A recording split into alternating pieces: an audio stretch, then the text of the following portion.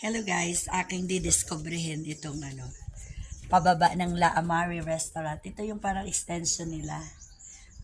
Diba guys, ang ganda. Yun. Ayan, Amari La Cocina, wood fire brick oven pizza. Diba guys, tapos yung baba. Puntahan natin yung baba ha. Teka lang,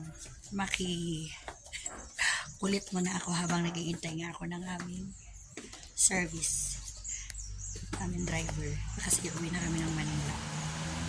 Nakahanda nga kayong balabal para pag nilamig na ako, magbalabal na ako. Hindi pa naman malamig kaya ito pa siya na ayoko mag-jacket, hindi naman masyado malamig ayun.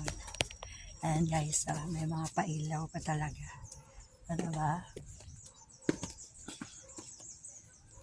Dito ako, diba ganda, kasi ganda ko lang yung lugar. Gusto yung mga pailaw na. Titingnan ko. Yan na yung oven din ng pizza. Yun, doon kami nag-shoot kanina. Doon sa taas yun. Ito yung tanaw doon sa kanina sa taas yung nag-picture. Bahay talaga siya na ginawa siyang restaurant. Ayan, Amari Baguio.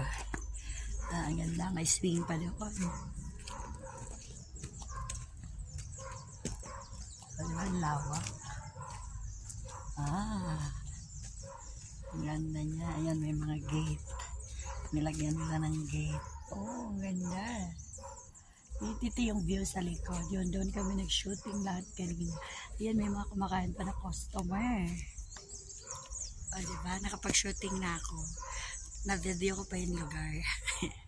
Kasi kaya ako nakaganito na guys. Hindi to forma. Kasi nga, pag pinasok ng hamog yung aking head, sasakit. Kaya, yun yung pinaproteksyonan ko yung head ko.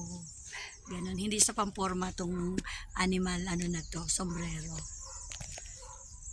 Ang ganda, diba? Siyempre, meron pa rin silang Christmas light. Doon sa may swing. Punta tayo sa may swing. Ating ikotin. Diba? Ganda-ganda. Kaya pag pumunta kayo dito sa Baguio guys, pwede kayo dito, diba? Ginawa pa rin ang hagdan-hagdan. Ang ganda. Pwede ako dito mag-swing. Ayun na, may mga customer na kumakain. Pwede ako mag-swing. Diba?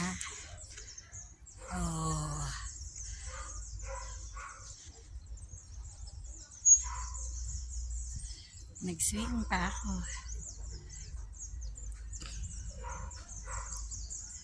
Ang cute lang.